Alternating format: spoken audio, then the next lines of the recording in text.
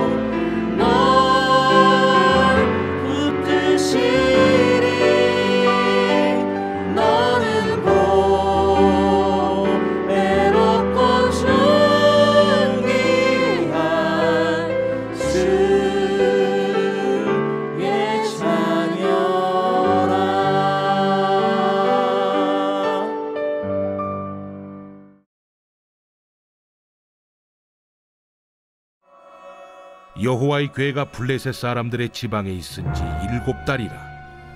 블레셋 사람들이 제사장들과 복술자들을 불러서 이르되, 우리가 여호와의 궤를 어떻게 할까?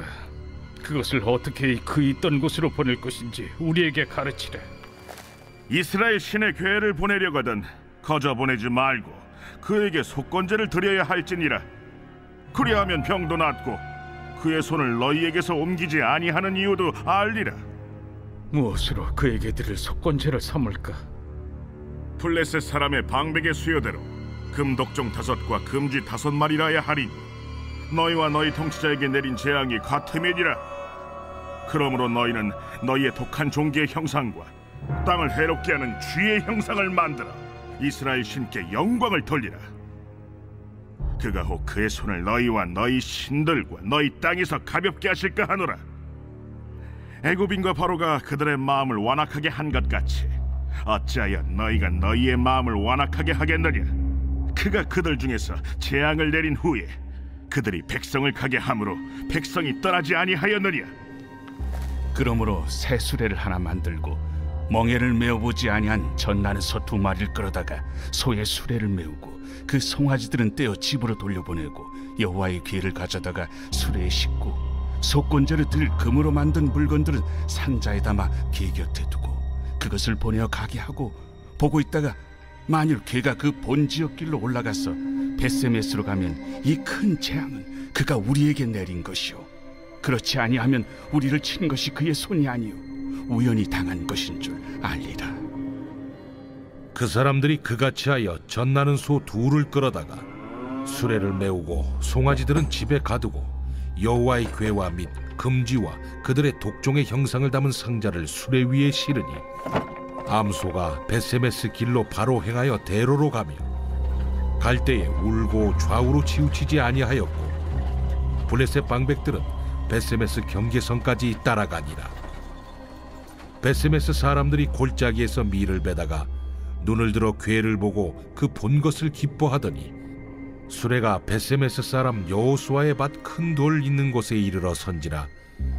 무리가 수레의 나무를 패고 그 암소들을 번제물로 여호와께 드리고 레위인은 여호와의 궤와 그 궤와 함께 있는 금보물 담긴 상자를 내려다가 큰 돌 위에 두매 그날에 벳세메스 사람들이 여호와께 번제와 다른 제사를 드리니라. 블레셋 5 방백이 이것을 보고 그날에 에그론으로 돌아갔더라. 성도 여러분, 좋은 아침입니다. 하나님의 평강이 가득히 넘치는 한 날 되시기를 축복합니다. 오늘 매일 성경 본문은요 6장 전체인데요. 오늘은 6장 1절부터 16절까지만 읽었습니다. 제목을 예배의 대상인가 구경거리인가 라는 제목으로 하나님 말씀 함께 묵상하겠습니다. 오늘 6장 본문에서는 아스돗에서 시작된 큰 재앙이 블레셋 전역으로 퍼져나가자 이제 블레셋 사람들이 그 언약궤를 이스라엘로 돌려보내기로 한 내용이 기록되어 있습니다. 자, 이 블레셋 사람들이 이제 제사장과 재앙이 너무 심해지자 점술가들에게 조언을 구하는 내용이 이제 1절부터 3절까지 나오는데요. 자, 여호와의 궤가 이제 7개월여 동안 블레셋 지역에 머물렀습니다. 에그론 이후에 이제 마지막 지난 5장에 에그론까지 나와 있는데요. 에그론 이후에 다른 지역으로 옮겼다는 내용이 없는 것으로 보니까 이 7개월 동안 아스돗, 가드, 에그론에 여호와의 법궤가 있었던 것으로 생각할 수 있습니다. 그동안 이 블레셋 사람들은 여호와께서 내린 재앙으로 큰 고난과 큰 혼란과 고통을 겪어야만 했습니다. 그래서 이 문제를 해결하기 위해서 블레셋 사람들이 제사장과 복술가들을 불러서 도대체 이 여호와의 궤를 어떻게 할지 의논을 합니다. 그리고 어떻게 있던 곳으로 보낼지 그 방법을 알려달라고 요청을 합니다. 그러자 제사장들과 복술가들의 대답이 3절처럼 나와 있습니다. 6장 3절 말씀. 그들이 이르되 이스라엘 신의 궤를 보내려거든 거저 보내지 말고 그에게 속건제를 드려야 할지니라. 그리하면 병도 낫고 그의 손을 너희에게서 옮기지 아니하는 이유도 알리라 하니. 블레셋의 제사장과 복술가들은 궤를 보내는데 그 궤만 보내지 말고 함께 속건제를 같이 드려야 그 궤의 탈취 때문에 벌어진 질병도 같이 옮겨갈 것이다. 그렇게 조언을 합니다. 그래서 이제 블레셋 사람들은 이제 속건 제물로요 금독종 5, 또 금쥐 5마리를 준비를 합니다. 이제 그들이 이제 이렇게 5개씩 준비한 것은 그 법궤의 재앙이 모두 이제 5도시에 임했거나 또 임할 것이기 때문에 그렇게 이제 한 것으로 보여집니다. 그리고 이제 쥐 형상을 준비한 것은 그 쥐가 그 독종 전염병을 퍼뜨리는 매개가 되었기 때문일 것입니다. 자, 이 블레셋 사람들의 생각을 보세요. 그 금독종 5과 금쥐 5으로 하나님의 화를 풀 수 있다고 이제 여깁니다. 이것이 세상의 이제 생각의 수준인 것이죠. 그들은 진정한 회심은 없습니다. 하나님의 통치에 복종하고 하나님께로 돌아오는 그런 회심은 없고 그들이 그것을 알 리도 없습니다. 자, 이제 그 다음에 이제 4절부터 보면요. 이제 블레셋의 복술자들 또 제사장들은 이런 고백을 합니다. 블레셋의 완악함이 그 출애굽 시대의 바로의 완악함과 같고 그들이 받은 재앙은 그 이집트 애굽에 내렸던 제왕과 성격이 같다 하는 고백을 합니다. 자, 6절 말씀 보겠습니다. 애굽인과 바로가 그들의 마음을 완악하게 한 것 같이 어찌하여 너희가 너희의 마음을 완악하게 하겠느냐. 그가 그들 중에서 재앙을 내린 후에 그들이 백성을 가게 함으로 백성이 떠나지 아니하였느냐. 그래서 이제 블레셋이 할 일은 이집트가 애굽이 이스라엘을 돌려보냈듯이 속건 제물을 담은 상자와 그리고 하나님의 궤를 새 수레에 실어 함께 돌려 보내야 한다라고 말을 합니다. 여기 재밌는 것은요, 이 율법을 모르는 블레셋조차 이제 출애굽 사건을 언급하면서 기억하면서 그 살아계신 하나님의 능력에 대해서 이야기를 합니다. 그런데 어처구니 없는 것은 이제 이스라엘이 기억해야 할 것을 이스라엘은 정작 기억하지 못하고 블레셋은 기억하고 있다는 것이죠. 뭐 그렇다고 이렇게 얘기했다고 블레셋이 하나님께 돌아오고 회개하는 것은 결코 아닙니다. 자, 정작 그 하나님께 영광을 돌려야 할 이스라엘 백성들은 여전히 자기 마음대로 율법을 해석하고 제멋대로 행동합니다. 이것이 이스라엘 백성들의 패배의 이유인 것이죠. 자, 블레셋의 제사장과 복술자들은 이제 새 수레를 만들어서 거기에 멍에를 메어보지 않은 젖나는 소 2마리를 끌어다가 이 수레를 매게 합니다. 자, 그리고 여호와의 궤를 가져다가 그 수레에 실어 보내는데요. 자, 6장 9절 말씀 보겠습니다. 보고 있다가 만일 궤가 그 본 지역길로 올라가서 벳세메스로 가면 이 큰 재앙은 그가 우리에게 내린 것이요 그렇지 아니하면 우리를 친 것이 그의 손이 아니요 우연히 당한 것인 줄 알리라 하니라. 여기 이제 그 수레에 법궤를 싣고 벳세메스를 향해서 그 소를 보내는데 그 수레가 벳세메스로 똑바로 가면 이 재앙이 하나님께로부터 온 것이고 그렇지 않으면 우연히 당한 일인 줄 알라라고 말합니다. 이제 끝까지 어떤 소망이 있어요? 이 재앙이 하나님께로부터 온 것이 아니기를 이제 기대하는 것이죠. 여기 이 벳세메스로 가는 소, 훈련받지 않은 어미소가 새끼와 떨어져서 그 새끼를 찾는 본능을 거스르면서 약 25km쯤 되는데 그 언덕길을 혼자 간다는 것은 불가능한 일입니다. 그런데 오늘 본문에 보면 12절에 소가 울면서 벳세메스까지 그 수레를 끌고 가는 것을 보게 됩니다. 그걸 지켜본 블레셋 왕들은 그건 하나님이 행하신 일이다. 하나님의 능력을 인정할 수밖에 없었습니다. 자, 이제 10절부터 이제 10절부터 15절에 보면 이제 벳세메스에 법궤가 도착한 내용이 나옵니다.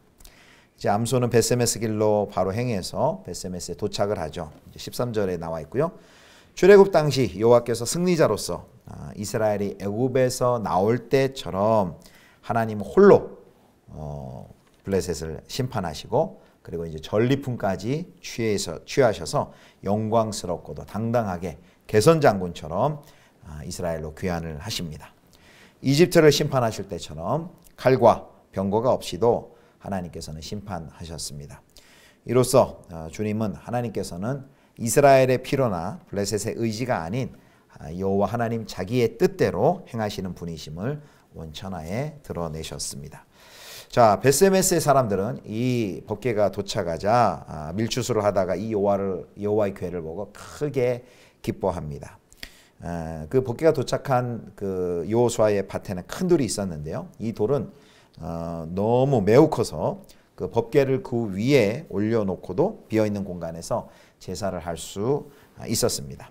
그래서 사람들은 그 수레에 나무를 쪼개고 또 법궤를 끌고 왔던 그 암소를 여호와께 번제로 드립니다. 그런데 불행한 사건이 펼쳐집니다. 19절 말씀 보겠습니다. 19절 벳세메스 사람들이 여호와의 궤를 들여다본 까닭에 그들을 치사 70명을 죽이신지라. 여호와께서 백성을 쳐서 크게 살육하셨으므로 백성이 슬피 울었더라. 여기 70명 앞에 이제 괄호해서 5만이라고 되어 있는데요. 이제 마소라 본문에는 이제 5만 70명으로 기록되어 있습니다. 그러나 그 당시 벳세메스의 전체 인구가 5만 명이 되지 않을 것이므로 이제 일부 다른 사본들에 근거해서 이제 70명으로 해석하는 그런 견해가 있습니다. 그래서 이제 괄호를 쳐놓은 것입니다. 자, 이 벳세메스 사람들의 이 태도, 이 모습, 하나님을 예배의 대상으로 경외하는 것이 아니라 한낱 구경거리로 여긴 탓에 혹독한 벌을 받는 것을 봅니다. 선택받은 이스라엘 백성이든지 그리고 블레셋 백성이든지 하나님께서는 자신을 존중하는, 경외하는 자를 존중하시고 자신을 가볍게 여기는 사람들을 동일하게 대하시는 것을, 벌하시는 것을 볼 수 있습니다. 우리의 예배의 태도를 한번 살펴보길 원합니다. 주님을 예배하는 우리의 모습은 어떻습니까?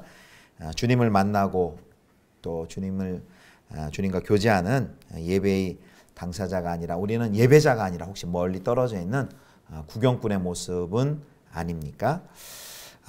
오늘 본문을 보면 여전히 이스라엘의 법궤를 빼앗긴 이유는 이스라엘은 그 법궤를 단순히 하나님을 경외하는 것이 아니라 전쟁에 이용할 그 도구와 수단으로 여겼을 때 거룩하신 하나님 앞에 설 수가 없었는데, 여전히 이스라엘 백성이든지 또는 블레셋 사람이든지 하나님을 가볍게 여기고 또 수단으로 여기고 또 조종하고 이용하려는 그 마음을 우리가 봅니다. 그 모습 가지고는 여호와 하나님 앞에 결코 설 수가 없습니다. 자기 주장과 또 생각 그리고 고집을 꺾고, 그래서 하나님을 조정하고 수단 삼는 것이 아니라 하나님을 온전히 경외하고 인정하고 그분께 온전히 순종하시는 저와 또 여러분들 되실 수 있기를 주님의 이름으로 축원합니다. 기도하겠습니다. 하나님 아버지, 하나님을 예배하는 예배의 대상으로 저희들 경외하며 섬기게 하여 주시고 한낱 구경거리 삼는 그런 오만 불손하면서 떠나가게 하여 주옵소서.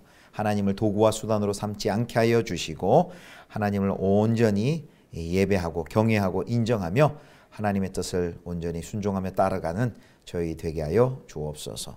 오늘도 그렇게 하나님을 온전히 순종하는 복된 한 날 되게 인도해 주옵소서. 우리의 주 예수 그리스도의 이름으로 기도드립니다. 아멘. 주님 가르쳐 주신 기도하겠습니다. 하늘에 계신 우리 아버지여, 이름이 거룩히 여김을 받으시오며 나라의 임하옵시며 뜻이 하늘에서 이룬 것 같이 땅에서도 이루어지이다. 오늘날 우리에게 일용할 양식을 주옵시고 우리가 우리에게 죄 지은 자를 사하여 준 것 같이 우리 죄를 사하여 주옵시고 우리를 시험에 들게 하지 마옵시고 다만 악에서 구하옵소서. 대개 나라와 권세와 영광이 아버지께 영원히 있사옵나이다. 아멘.